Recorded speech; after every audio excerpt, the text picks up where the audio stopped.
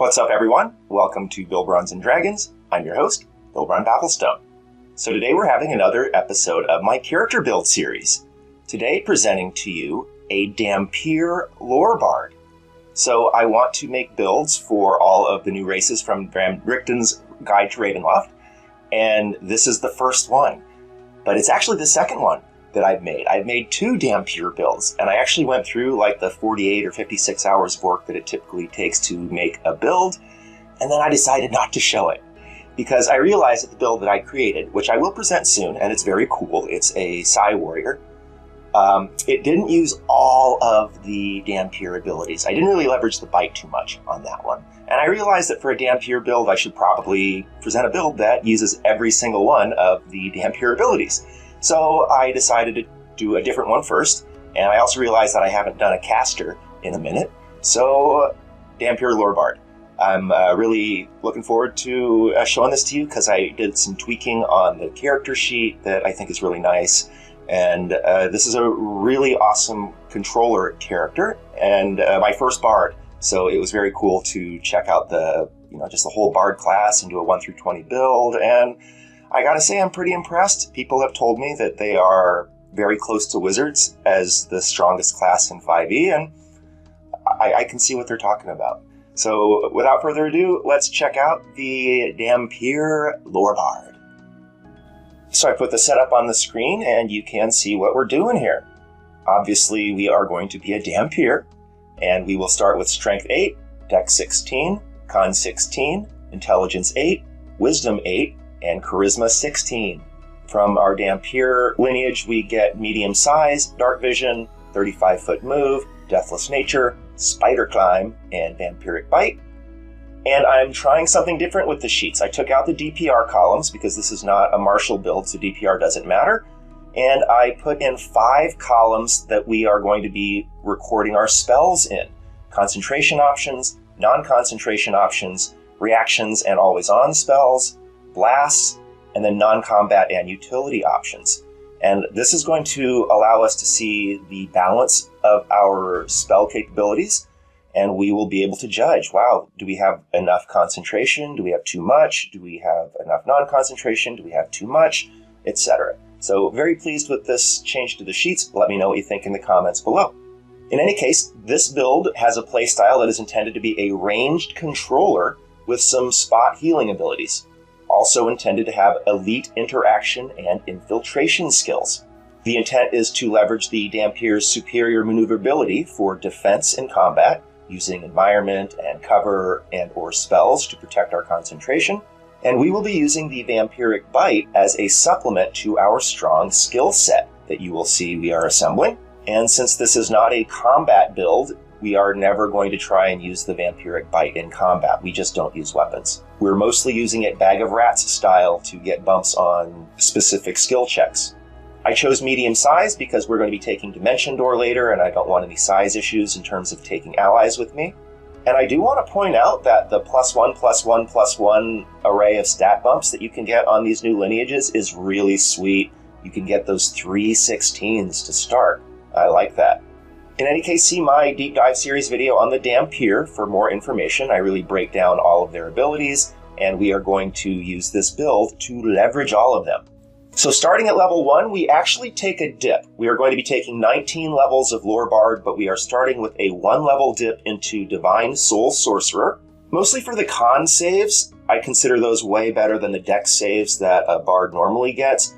But honestly, this dip adds a ton of core stuff to this build that we are going to literally be using through level 20.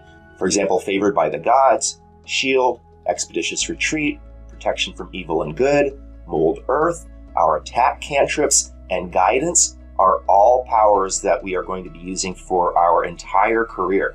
So this is a very strong dip for us that gets us a lot of stuff that will round out the character in the way that I want.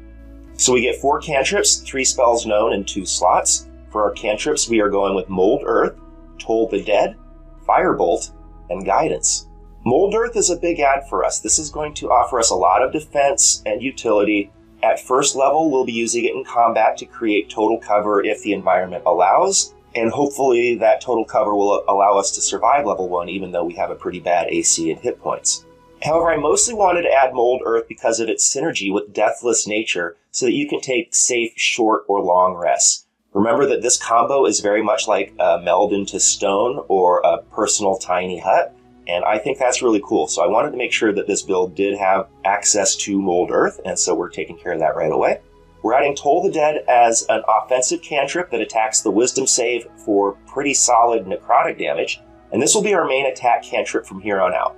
Mostly because it has no visible origin, so we will be able to cast it from inside Minor Illusion without triggering an investigation check. And this is going to be important for us because we're adding Minor Illusion at the next level. We are also adding Firebolt as another offensive cantrip, this one with an attack roll for good fire damage. I'm a big believer in having two different offensive attack cantrips, one that attacks a save, one that attacks with an attack roll, and both of them doing different damage.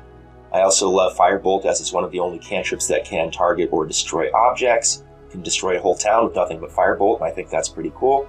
But it does have a visible origin, so don't use it with Minor Illusion unless you can move in and out of it. But it'll turn out to be very useful for us later because we're going to be adding some heavy obscurement that we want an attack roll type cantrip that does have a visible origin to use with that. So these two different cantrips are intended to be comboed with two different others tactics.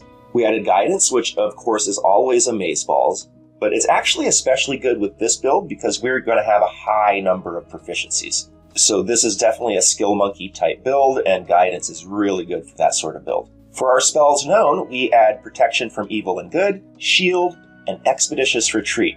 You can tell I'm a defensive-minded player because I went entirely defensive with all of our spells here. But these are all necessary, and we can only get them from Sorcerer, we can't get them from Bard.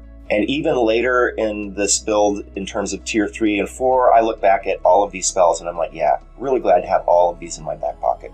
Protection from Evil and Good is an excellent defensive option versus the specified creatures, which is a lot of them. And closing that Wisdom save hole against Charm, Fear, and Possession is really fantastic. Shield and Expeditious Retreat, of course, are part of the standard caster defensive suite. I always add them when they are available. But I do want to point out Expeditious Retreat is especially nice here because we have 35-foot move. With Expeditious Retreat, that's 70 move per round, and we can also spider climb, so that's just really good for us. Favored by the Gods is another fantastic add for us. Mostly for saves because we don't really use attack rolls, but man, a bump to your saves is always fantastic in Dungeons & Dragons. Favored by the Gods is an average of +5 once per short rest. Yes, please. So the Dhampir gets Deathless Nature, which I've already mentioned is excellent for comboing with Mold Earth for that rest thing, but it's also excellent for operating underwater. Note that our spider climb is currently just a climb speed until level 3, but it's still pretty good. We are still going to be able to use our superior move 35 and that climb speed to avoid damage, protect our concentration, survive into level 2. As long as the environment's not constrained, we should be all good. Also, talk to your DM and point to the part of the player's handbook where it says that you don't normally need to make athletics checks to do simple climbing. You're only supposed to make an athletics check if it's abnormally difficult. Sometimes the DM forgets that, so make sure you're all on the same page in that regard. And again, the Vampiric Bite is primarily intended to pass important skill checks. It's not a combat thing. We don't really use weapons, and if we're in a position to use it, we are going to want to get the heck out of there and not really worry about doing a little bit of damage. So our AC is terrible. We have no armor and just our dex to protect us, so try and use our superior mobility through Expeditious Retreat just to survive to level 2. And I started with Perception, Persuasion, Insight, Stealth, Deception, Intimidation, and Thieves tools as our starting skills. I don't normally screw around with the skills and let you choose that based on the type of role-playing concept that you have. So even though I'm picking some skills here based on a particular role-playing concept that I have, obviously feel free to change them. We're going to be adding a bunch of skills as we go along. And our round 1 and 2 are going to be pretty simple. We're going to be pulling the dead to do damage, and we're going to be protecting ourselves with Mold Earth and Expeditious Retreat, depending on the scenario. Once we get to level 2, we add a level of Bard, and we're going Bard from here on out. We add Bardic Inspiration, 2 cantrips, 4 known spells, and our slots bump. Our cantrips will be Minor Illusion and Message. We're adding Minor Illusion as a main tactic for us for utility and defense. It's going to replace Mold Earth as our primary defensive option because we can use it in any environment. We don't necessarily need to be on dirt. And it's just a fantastic option. See my deep dive series video on Major Image for more info on combat illusions. There's a lot in there that's pertinent to Minor Illusion as well. And message is going to be nice for utility and comms with the party, because in combat we should be at range and pretty far away from the main fighting, and so message should be able to keep us in communication. For our starting spells, we're taking Sleep, Fairy Fire, Dissonant Whispers, and Healing Word. Sleep is going to be our big gun. It's our first option for slots at levels 2 and 3. It's just really good at those levels, and we will be able to upcast it even at level 3 to make it even better. So always cast Sleep in round 1 and then start cleaning up. I did add Fairy Fire, however, as a party buff and versus invisible creatures as a backup to Sleep, because we can't overlook the fact that about 19% of CR0 through 3 creatures are immune to Sleep, mostly undead, constructs, drow, and swarms. And if that happens, you're going to want to have a backup spell. Fairy Fire is that backup for us. I also added Dissonant Whispers as a solid blast with no visible origin, so we can use it from inside our Minor Illusion. And this is intended to proc multiple OAs against the same creature by forcing it to flee. I have to say this is the one that is least necessary here. I felt like adding a blast might make sense, but feel free to swap it out. There's other choices you can make, and this build won't skip a beat. Healing Word is self-explanatory. Bardic Inspiration is online, which is awesome. We're upgrading our armor to Studded Leather plus Dex, which is still pretty unimpressive at 15, but it is mitigated by our superior mobility, and we'll be using Minor Illusion, so I think we'll be okay. We pick up a skill for adding Bard, so we're adding Investigation here, and we switch out our round 1 and 2 actions. We are going to be casting Sleep or Minor Illusion in round 1, and using Bardic Inspiration as our bonus action, and then round 2, Toll the Dead. At level 3, we add Jack of All Trades plus 1, we get Song of Rest, and we get Magical Inspiration. To our preps, we're going to add Featherfall in case we fall off the ceiling, because our Dhampir Spider Climb is now fully online. And if we're running across the ceiling and we fall down, we don't want to kill ourselves. In any case, this Spider Climb thing is a huge thing for us. We are heavily going to leverage this because it is a pseudo-fly, just as good as Fly or even better in a lot of scenarios. And Fly is an auto win versus 60 to 70% of enemies. So yeah, we're going to use this to take those auto wins. Why not? Really fantastic maneuverability here. I love that about the Dhampir. One thing though, ask the DM about going prone while you're using Spider Climb. The rules seem kind of unclear to me about how that works, so just get that figured out. And man, Jack of All Trades is online. I really like this one to buff all of those ability checks, and it does synergize with Vampiric Bite, so nice add for our lineage here. No change to our round 1 and 2. At level 4, we officially become Lore Bards. We add Cutting Words to our abilities, and to our spells known, we add Invisibility and Suggestion, dropping Sleep, which is a little long in the tooth at this point. We add Invisibility because we are the sneaky type. We have Stealth, and we are going to be doing infiltration missions and such, so Invisibility is really awesome. I also added Suggestion as a powerful save or suck option for both combat and interactions. I strongly considered Phantasmal Force because I do think that is a little better than Suggestion in combat, but putting it on a build is always annoying because people always complain about illusions. They never interpret them the same way, so I want to avoid that headache. And also Suggestion is just fantastic out of combat too, and I think there's good role-playing synergy because Dhampirs are kind of vampiric, and vampires have a mesmerizing gaze motif, so I like it. I decided to go with Suggestion here, but much like Dissonant Whispers, you're not going to break the build if you decide to choose something different. More importantly, Cutting Words is online for an excellent defense for the self or party. We're mostly going to be using it for attack rolls, which I've reflected on the sheet as a bump to our AC. There's not too many scenarios where we're going to want to use it versus an enemy's checks or damage, except maybe their initiative, and definitely if they try to counterspell you. Then it's great. But we're mostly going to be using Cutting Words for attack rolls. Although, do keep in mind, it does require sight, so it's not going to work in Heavy Obscurement, and sometimes we will be operating out of Heavy Obscurement, so do keep that in mind. We also get more skill proficiencies at this level, and expertise. So I'm taking expertise in Perception and in Persuasion here, and adding Acrobatics, Arcana, and Sleight of Hand. My thought process was that you're not going to probably get a benefit from Vampiric Bite on Perception or Persuasion, because you're going to need to pull the trigger on those in the moment, and you're not really going to be able to plan that. But that's just my thought process, and this is the concept that I have in mind. Obviously, pick different skills and different expertises if it fits your concept better. Still no change to our round 1 and 2. At level 5, we get a new cantrip, so we add Mage Hand for some ranged utility. To our spells known, we are adding Pyrotechnics. Pyrotechnics is an awesome spell, one of my favorites. It's the only spell in the game that provides no concentration heavy obscurement. When we combo the heavy obscurement from Pyrotechnics with Alert, which we are also adding at this level, we are going to get a fantastic defense, because if you have Alert, you are attacked at disadvantage in heavy obscurement.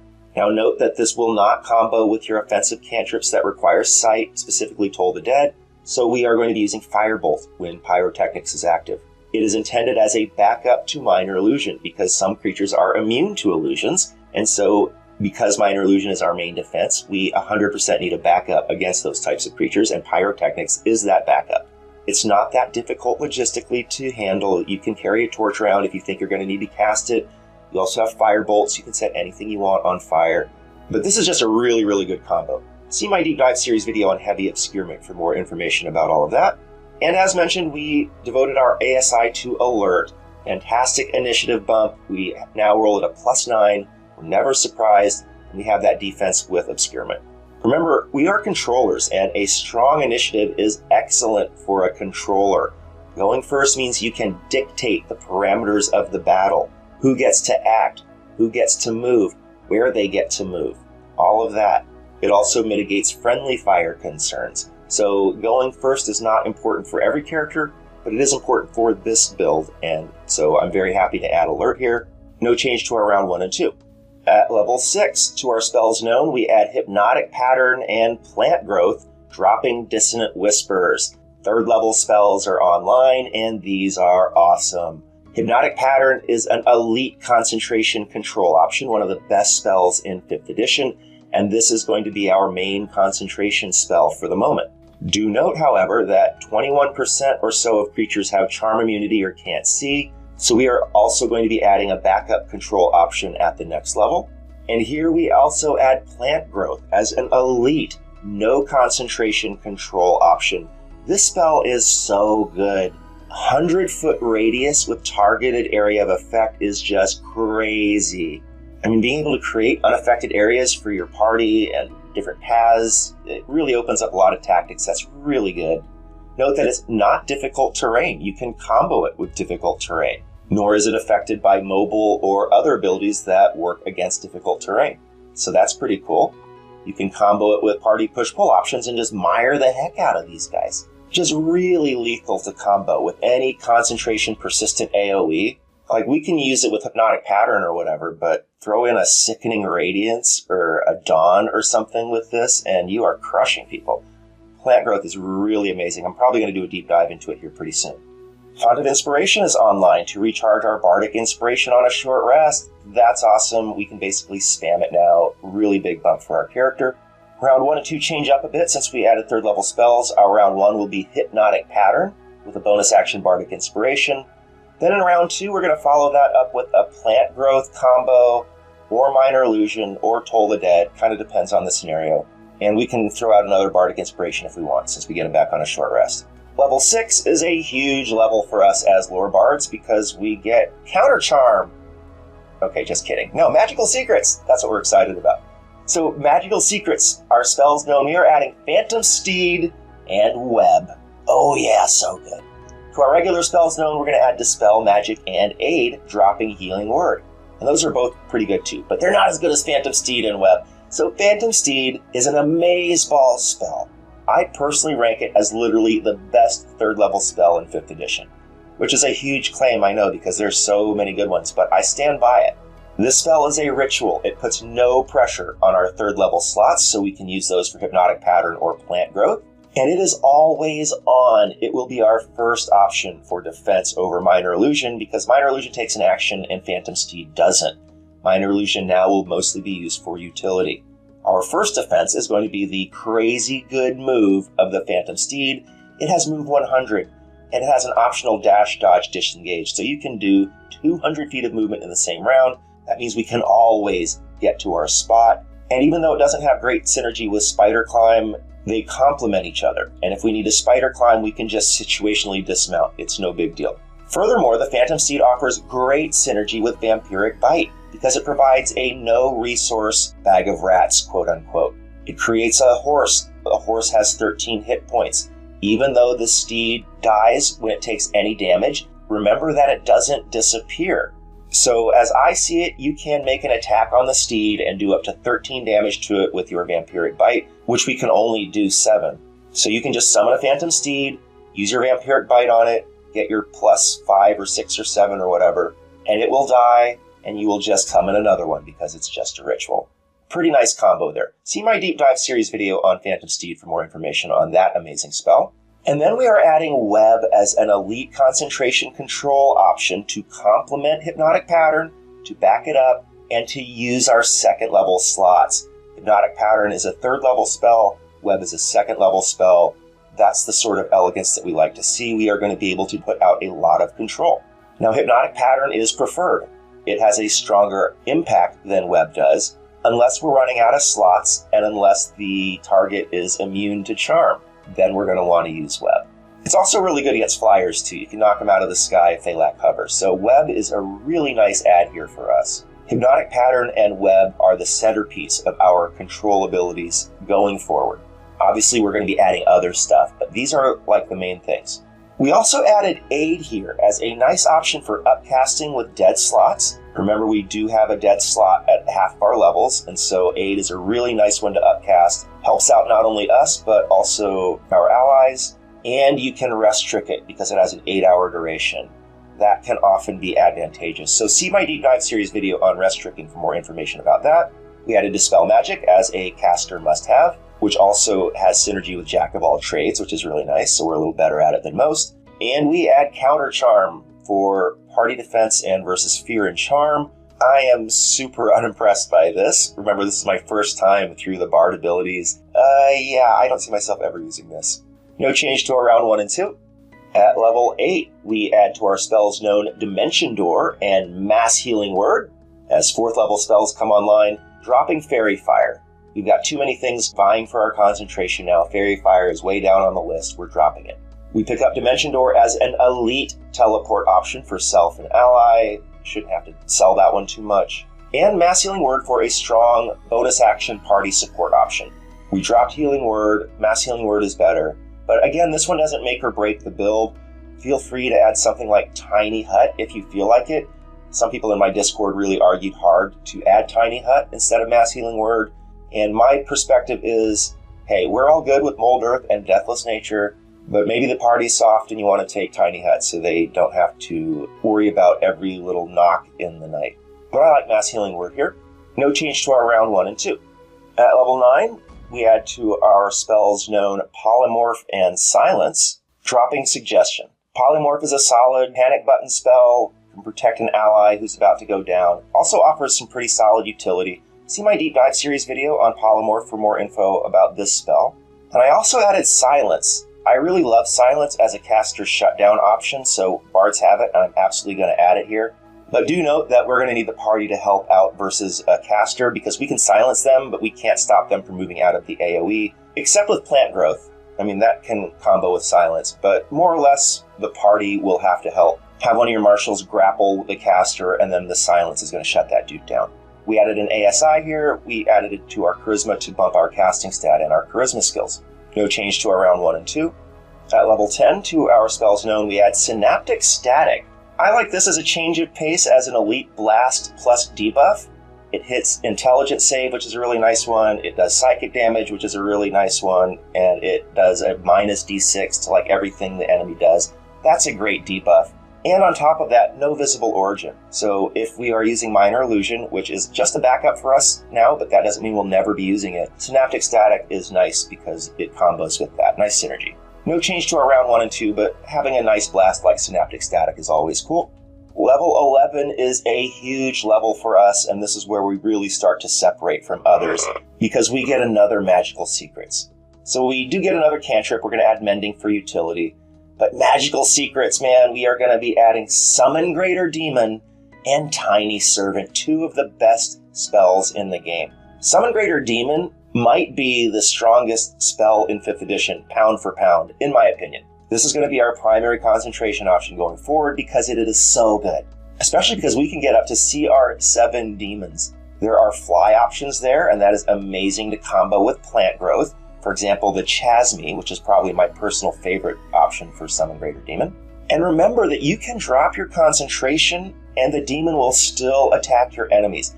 That means we can personally do a plant growth plus 2 Summon Greater Demon combo if we want. That is an insane combo out of one person. That is going to kill a lot of people all by yourself. I like that. In any case, see my deep dive series video on Summon Greater Demon for more info on this devastating spell. It's a very complicated spell. You're going to want to watch this video so that you fully understand what it can do and how you can use it. It is so good. I can't overemphasize this, guys. It is so good. You have got to watch that deep dive series video to understand how powerful adding this to our lore bard really makes us. And that was just the first one that we added. We also are adding Tiny Servant. This is such a good spell, one of my favorites. This is going to add an amazing offensive, defensive, and utility bump with no pressure on our action economy. Because remember, we can direct them with a bonus action without clog. We hardly ever use our bonus action. And we can set them up with pre-existing orders. Remember that we use pyrotechnics. Tiny Servants have blind sight. That is a devastating offensive combo. Or we can summon a Babao, which can create darkness at will. Remember to watch that deep dive on Summon Greater Demon, guys. And so, yeah, Tiny Servants are an awesome add here. We're going to cast a 5th level slot daily on these, and we are going to be rolling with 5 Tiny Servants at all times. And that's where I'm going to leave it, guys, because I know that if I start adding lots and lots of Tiny Servants, people are going to get upset and think that's cheesy. But there's really no reason that you can't. So keep that in mind as we go forward. I'm not going to touch this again, but just keep in mind, you could be rolling with 20, 25, 30 Tiny Servants if you want. In any case, see my deep dive series video on Tiny Servant for more information on this awesome spell. You know both of these spells are awesome because I've done videos on them. We get a couple more expertises. I've added them to Stealth and Deception because, again, I don't think they're going to benefit too much from Vampiric Bite. Stealth maybe, but Stealth is also one that you're going to want to be able to do over and over and over. Adding the Bite ability to one Stealth roll could be helpful, but I think expertise on Stealth is still good. But pick different ones if you prefer. Our rounds 1 and 2 change up a bit because we are summoning a Greater Demon on round 1, and then probably taking a nap, but maybe doing some Bardic Inspiration or Plant Growth or Toll the Dead, whatever. Honestly, I'm a big fan of Summon Greater Demon and then take a nap, wake me up when we've won. And now our offense is basically complete. We are Dhampir Demon Summoners who use our superior maneuverability to get into position, our Phantom Steed to get into position. We've got Tiny Servants raking people and delivering potions for us, and doing all sorts of cool stuff. We are controllers with Hypnotic Pattern and Web and Plant Growth and Silence. Our defenses are strong. We've got great utility. We've got a great skill set. We are really good at level 11, guys. But hey, let's move into level 12 and add Mass Suggestion. That's always a nice cherry on top, right? It is an epic, no concentration, 12-person, 24-hour duration spell. You can use it in combat. You can use it in interactions. It is so good. Bard 6th level spells mostly suck, but this one is so good. No change to our round 1 and 2. At level 13, we get another ASI to max out our Charisma. That maxes out our casting stat and our Charisma skills. And we're now summoning CR8 demons. At level 14, we add Force Cage and Teleport, dropping Polymorph, which is a little long in the tooth at this point. And man, why not replace them with Force Cage and Teleport? Both of those are self-explanatory. I hope I don't need to sell anybody on any of those. No change to our round 1 and 2, but man, our backup options are getting really crazy good. At level 15, we add another round of magical secrets. So we are adding Simulacrum and Create Homunculus. The Simulacrum is self-explanatory. Of course you take it when it's available. Create Homunculus is probably a little bit more controversial. I love Create Homunculus. I love my helpers. Homunculus is an Amazeballs helper on utility and defense. It's going to do a lot of the things that a familiar can do, except this build lacks a familiar, and the Homunculus is better. Shared Mind is unlimited range. That is really good, guys. This is going to offer us something that is always on. There's no pressure on our slots. There's no pressure on our action economy, and it's going to have a huge impact over the course of all gameplay because it can handle all of the magic items that we actually get in gameplay, but that for video builds, I have to pretend that you don't get. But come on, guys, 15th level, you're going to have some amazing items. You will have Rings of Spell Storing, Wands of Web, Wands of Magic Missile, or even stronger ones. And you're going to want a homunculus who can offload those actions, offload that concentration, and make you even more lethal. I am personally very, very happy to add the homunculus here, because look at our spell array. What are we going to do? Add another concentration option? Why? We've got Summon Greater Demon, Hypnotic Pattern, Web, and Silence. When are we ever going to want to cast another concentration spell? We've got tons of non-concentration options. We don't need any of the other stuff. It's time to start adding more always on. That's the benefit of this display format. We can see that we don't need to add other options. Even if they're cool, it's better now to add always on. That's why I'm going with homunculus. And I know I'm selling that pretty hard because I thought a lot about this, and I really think that this is the best decision. That said, I know a lot of people are going to disagree, and in my Discord, we considered a lot of alternative options. So if you don't like the homunculus as much as I do, pick something else. You can take Contingency, Magic Jar, Create Magin, Soul Cage, Bones of the Earth, lots and lots of other good options if you don't like Create Homunculus. But before you make that call, see my Deep Dive series video on Advanced Familiar Tactics for useful info on ways to use your homunculus, and maybe you will agree with me. Maybe not. Who knows? I like homunculus. Choose something else if you don't like it. We also get Peerless Skill, and that is so good with our skill-heavy build and playstyle. I mean, it also helps dispel magic in your initiative checks, so yeah, that's sweet. But, I mean, just for the concept, we have a ton of skills, and now we have Peerless Skill. We have Vampiric Bite to back that up. I'm really liking how elegant this build works with our lineage, because remember, this is a Dhampir build. I'm not just creating a lore bard for kicks and giggles. I'm doing it because I'm trying to highlight the Dhampir ability suite. And oh, CR9 demons are online. Ha ha ha, oh, so good. No change to our round 1 and 2. At level 16, we add Antipathy Sympathy. This spell is Amazeballs. It is a persistent, no concentration spell with a 10-day duration. Okay, it's a 1-hour cast, that's annoying, but 10-day duration? That's ridiculous. That is just seriously ridiculous. Like, you can rest trick the heck out of this. 10-day duration means you'll get the slot back, and you will still have this pretty amazing ability that affects everybody at like 60 feet, always on, 10 days. Oh my god, that's great. Yes, you need to know the enemy type. That does limit it a little bit, but if it didn't have that, it would just be way too good. This is a really nice ad for us. It's basically an always-on option that didn't cost us a slot. Sign me up for that. See my Deep Dive series video on rest tricking to get more information about how rest tricking can help you, especially when we're talking about a 10-day duration. All right, we move into Tier 4, and at level 17, we add an ASI for Lucky to get those sweet rerolls. One of the best feats in the game. If you follow me, you know that I always try to add it. Usually try to add it earlier in this, but I'll take it even in Tier 4. And oh no, CR10 demons are now online! That actually doesn't make much of a difference, because the only CR10 demon is pretty lame. But again, see my Deep Dive series video on that. It was the CR9 ones that really put us over the top. At level 18, we're going to add True Polymorph, because why not? We're going to break the game, but we've already been killing it. So yeah, Pet Hollyphant, bring it on! No change to our round 1 and 2. Level 19, we get our final magical secrets, so why not? We're just going to add Wish and Animal Shapes. Pretty sure no one's going to argue with me about Wish, but have you looked at Animal Shapes, guys? Oh my god, no limit to the number of targets. 24-hour duration is borderline insane. This thing is going to make your party basically unbeatable, and even if your party complains about, I don't want to be an animal, I want to play my character, just cast it on your tiny servants, because we only have 5. Wink, wink, wink. Okay, I'll be honest. I'm not going to have 5 tiny servants at this point.